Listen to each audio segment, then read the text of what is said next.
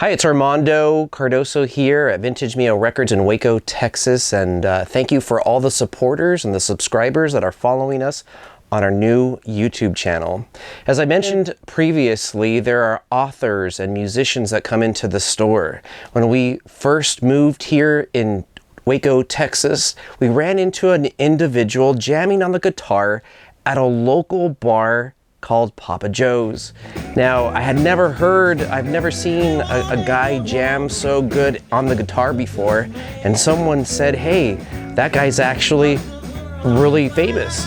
His name is Rodney Pyeatt. So Rodney Pyeatt, for those who you're not aware of, used to tour with Selena Quintanilla, aka Selena, with Selena and the Dinos, prior to just being Selena.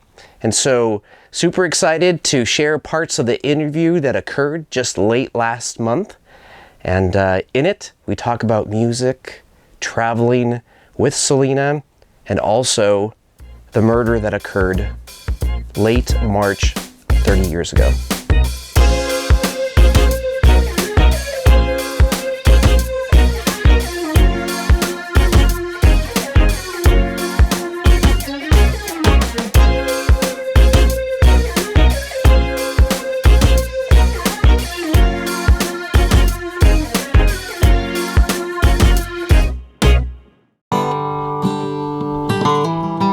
I was raised where the Gulf water meets the Brazos.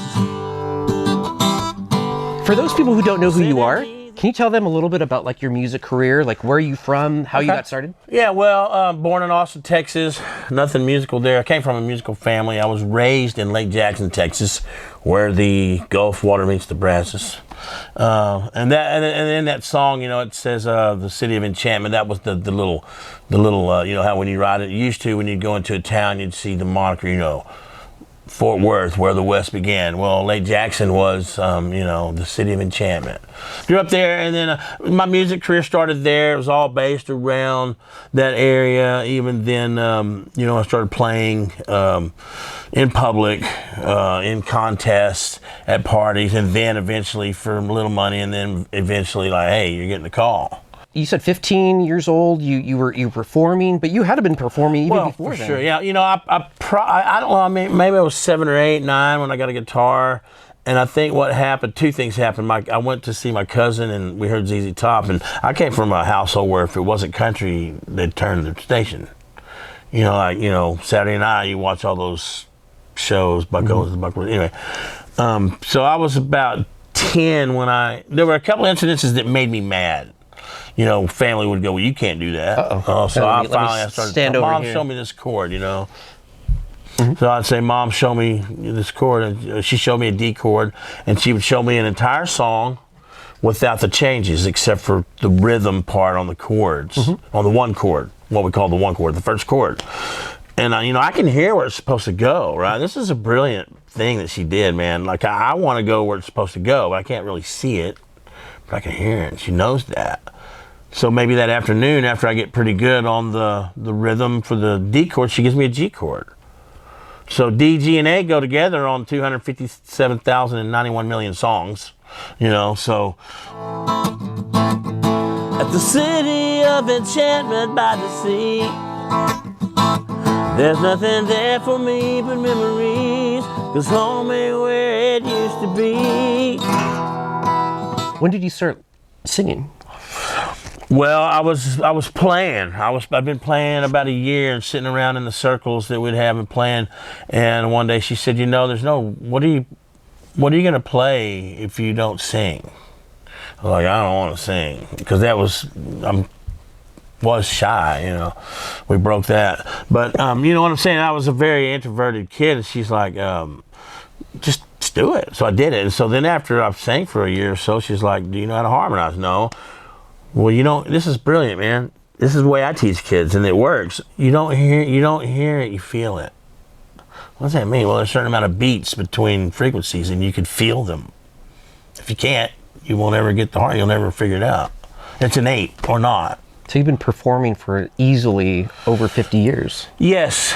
No, that would have made me 10. I've been performing I've been playing for 50 years. I've been performing for about 48 years. I mean, I started making money at 13. I started really getting that serious at 14. And I was. Now, when did your career really start? Like really hit home, or when did you start getting noticed? Noticed, what I call noticed, because there's the thing, you have no barometer. You have no way to measure that. You know what I mean? So, but when I was aware that I was on other people's radar was after I got with Rick Treveño. Because, you know, you'd meet people and go, oh, I've heard of you, and you've been hearing about them. They're like a legend, you know, and, you know, they're a legend. You're like, okay, I get to meet this guy. And he's like, oh, hey, you find out they've heard of you. But when I got with Rick Treveño, I couldn't go anywhere. And my wife was, she was kind of a local public person. But how old were you when then? Oh, God, 32. 32. And I couldn't go anywhere where someone I couldn't see. I'm not dumb. I'm not necessarily kind of introvert. I wouldn't necessarily make a big deal of it or anything, or know what to do with it. But you know what's going on in your peripheral vision. Like, they're talking about me, and I know they are. Well, how do you know? Because that's the drummer and the bass player, and they know that. You just do that when first of all, everyone wanted that gig. And so, you know, and I didn't really understand that at the time. I'm looking back, right? So, you know, 32 years of age, I think I reached a point to where I thought, I can absolutely do it. I can absolutely do it. I can absolutely be with the best of the best. Now, do you have any albums? I have records. I have interestingly enough, as an older gentleman, you know, middle-aged guy, 38, I released my first full-length record. I'd been on lots of recordings, but my own music at 38, and it completely changed the trajectory, sort of texture of my life, you know. People took me for more, the ones who knew, took me for more than just somebody's guitar player, because that's a great place to be for starting out. But honestly, 20 years down the road, if you're a songwriter, it's not where you want to be. You want to be the guy writing. Advice, you ask me advice for young folks, be the guy who gets the song sang on the stage where the people pay for the ticket.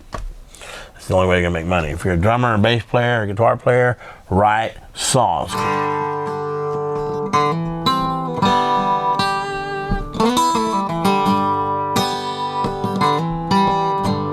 So with that said, why Texas? First of all, it's where I'm from, you know, and why here? Yeah, why Waco? When I came to this area to start looking to play, I was trying to go to Austin, and immediately, because I had a gig teaching at the local music store down there in Temple. Thanks, Dennis. I got a call from a band that wanted to play 6 nights a week, and I was like, ooh, that sounds fun.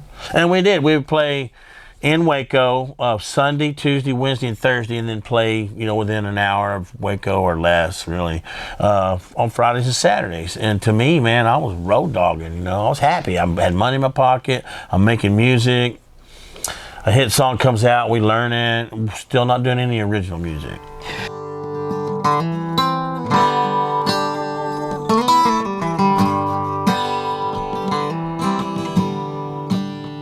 You know, I didn't really start catching live music that wasn't where I just happened to be until a few years ago. I got sick for a very long time, and then I had an injury. So the touring in that has not been like it was in years past. I haven't been at the top of the game, you know. And so that's when I started looking, you know, I think. And immediately when I hurt my hand, I found a studio situation where I could produce and stuff. I thought, maybe I'll be an A&R guy. Maybe I'll develop talent. Maybe I'll be a booking agent. Maybe I'll do a million things, but I'm not going to be playing guitar because I didn't think I was going to be able to play. Would you say that musicians' hardships make them deeper and better songwriters and musicians? The hard times? I would say for the same reasons that hard times for a chemical engineer make him a better chemical engineer, or hard times for a football player make him a better football player. If you're absolutely devoted to something, and it's, you know, how you come out of a trauma is absolutely how you do this going in. And you say, well, how do you do that? You just pull yourself up by the bootstraps best you can. Because this was, I thought this was gonna threaten my livelihood. And you mentioned something about your finger. Yeah, I cut it, and it's never gonna do anything more than that again. So I had to relearn to play. So I don't It's hard to explain, but I don't. My calluses, instead of calluses being here, my calluses are here. You can see it. See that? My calluses are here. You've been playing like that for how long? I cut it in 21. Took me a year to get back to playing even a little bit. That's insane. Quite a bit of rehab on the guitar itself. The fact that you could play. I've been playing about 2.5 years now. At that level with an injury like that. Well, I'm not playing at the level I was, and that's the hard part. Drink it up, 'cause there's plenty. A million's never enough. One's too many. Pour it down. Now, when did you start performing, or when did you get noticed by like Selena and the Dinos? Oh man, that's funny because I told you privately the other day that I was like in 7th grade history. Her brother came up to me, and I just didn't take him seriously for various reasons, mostly just ignorance and small world that I was from, and. After he hounded me for a while, I was like, all right, I'll go over there. And so, we played some music, and I still remember the first time it was like this time of year, so it's starting to kind of like be daylight a little longer. Well, she was wanting to play with the little neighbor girl, and her dad was like, Amy, go get her. We got to practice. I'm like, let her play. It's 15 minutes. More dark. Nope. Now, you mentioned to me that she was completely special.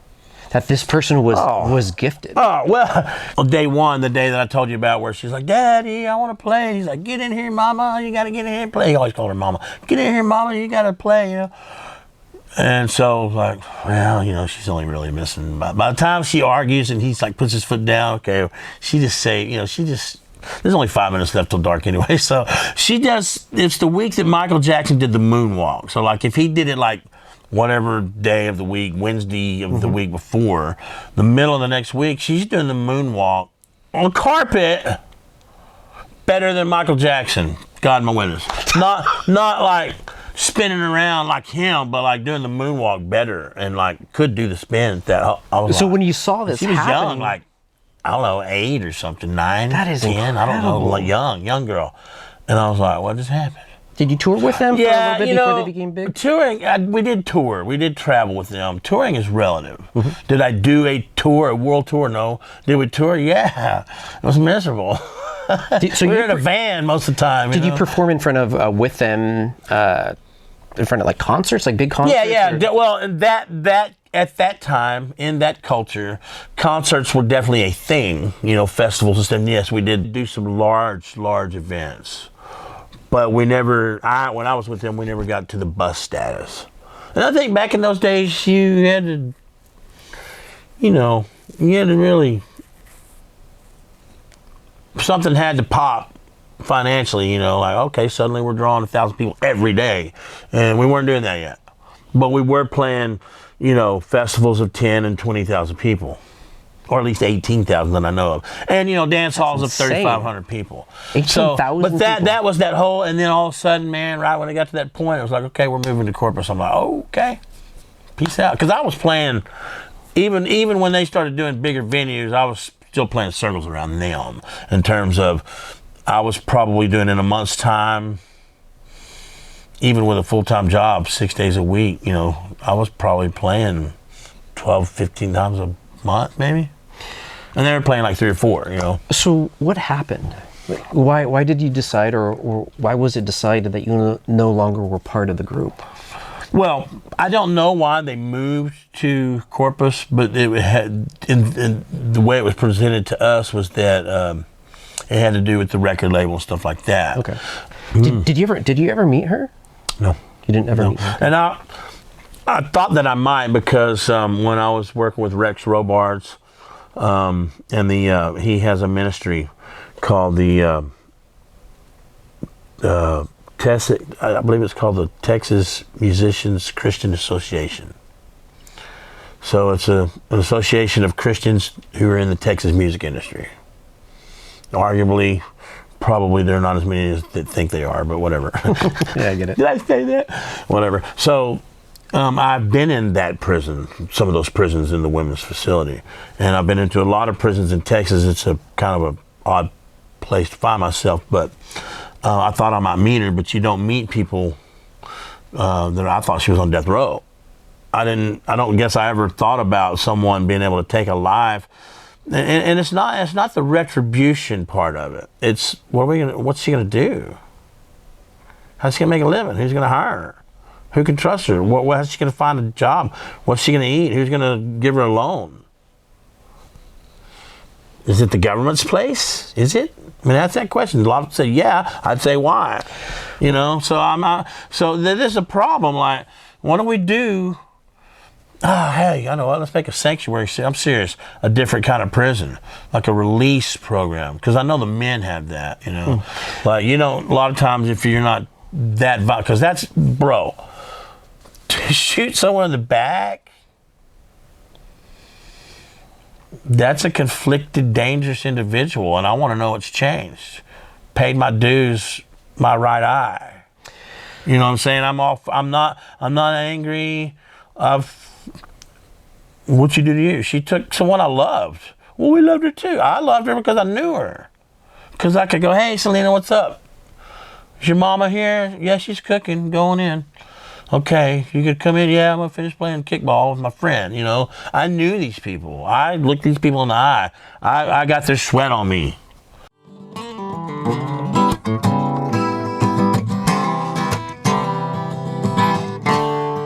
Would you say that people treat you, some of your friends here, or treat you differently because of your background and performing with folks like Selena and Stardom? Yes. Is that a good thing or a bad thing? Yes. Absolutely. So is it a good thing, though? Yeah, sure. It's great. I like people. I like to be alone. I like to do my alone stuff, both when I'm off and when I'm on. I like to do me alone, but I need people. I need to go shoot the breeze and tell a silly story and listen to that idiot tell a lie and all that. Or maybe I'm lying there telling a story. But I need that. I'm that guy. But is it bad? It would be bad if I believed everything that I heard in my peripheral, because I was telling you earlier, when did I know that things had changed for me? When I would go somewhere, anywhere, and realize, okay, these people are keyed in on me, and you can't miss it because everyone's keyed in on you. How do you miss that? You pretend it's not happening, and you be yourself, and you do what you would do anyway. That's kind of a learning process. But yeah, so it could be bad. If I thought I'm going to go out because I'll get some accolades, that's not healthy. Then and only then would I give up, walk away, and leave the two of you to yourself. I wanted to thank you for this interview and for the chance. Thanks for having me, man. I really do appreciate it. I consider it an honor. I do. I'm grateful. Is there anything else that you'd like to say to some of the viewers that follow me on my YouTube channel? I pontificate a lot, and I guess what I would just say is love your neighbor as yourself, and things would be better. Amen. Now, I hope that you enjoyed the interview between myself and Rodney. If you like what we're doing, please feel free to subscribe on the links and share the page. And if you're here locally and just touring in the Waco area, feel free to stop in at 108 South 6th Street, Waco, Texas.